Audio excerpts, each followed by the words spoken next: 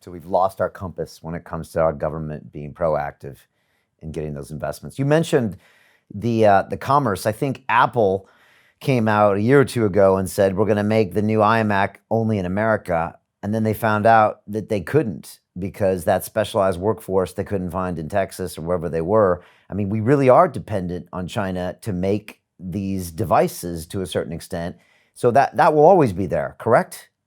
Well, it's there because there's structural reasons. It's in there. When you look at microelectronics manufacturing itself, a lot of the components come from the United States. And so what China does is negotiate a China price for those components. So a component like a capacitor, for example, maybe that costs 30 cents China price. But say a manufacturer wants to build that same microelectronic thing in the United States, and they go to that component manufacturer and say, "Hey, I need a component to build this," and they say, "Well, you're going to have to pay $7 for it." So if you take just a normal PCB, which is like a motherboard or some other circuit board for some microelectronics, and you say, "Hey, I want to try to manufacture this in the United States," and you start to look at the components that go into that, and you start to assemble them, and you see how much is it going to cost you to acquire those components and then manufacture.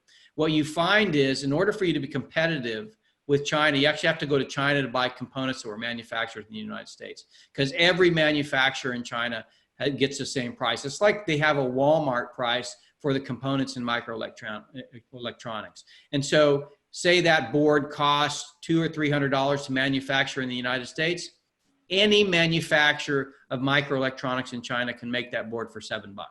And they can do it because they can all get access to the same components at the same China price. So this is a structural problem that the Chinese have created and that our government allows to continue to exist.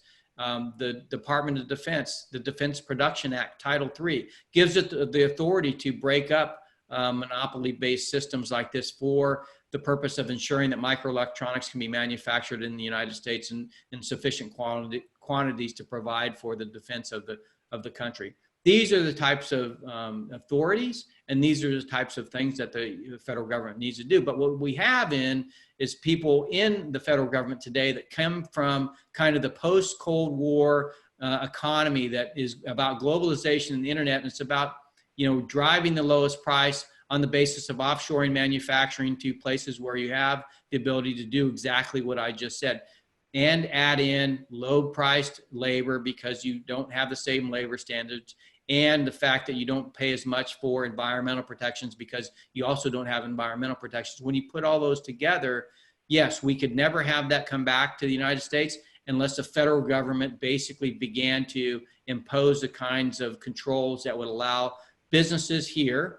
And when they did, businesses here in the United States could manufacture at the same price point as those that manufacture in China, except the Chinese government is very aware of everything that I'm telling you right now, and they make sure it always comes away in the advantage of Chinese companies, because by keeping those people employed in those companies, they are maintaining the legitimacy of their government. So these are things that if you don't understand the way the system works, if you don't understand how manufacturing works, if you don't understand how global trade and finance works, and you're making policy in the federal government, then you're really not really at the forefront of kind of how competition happens in the global economy, and more importantly, protecting the prerogative of American business, but also national security in the United States.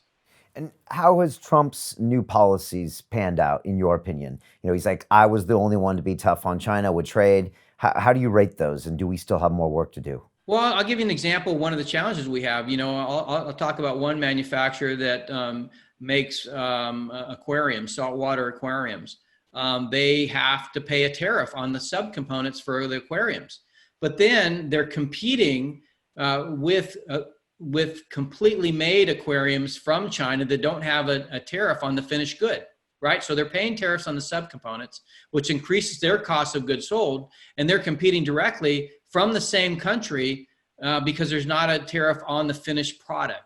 And so there's an issue with understanding our tariff policy and how that impacts our manufacturers and their profitability. I mean, it really requires you to understand in fine detail what it is to be a manufacturer in a free country today when faced with competition from a nation state that is bound and determined to crush you, to crush your ability to function as a business and to provide goods at a competitive price. That's what it's like Walmart, except the entire country is built that way.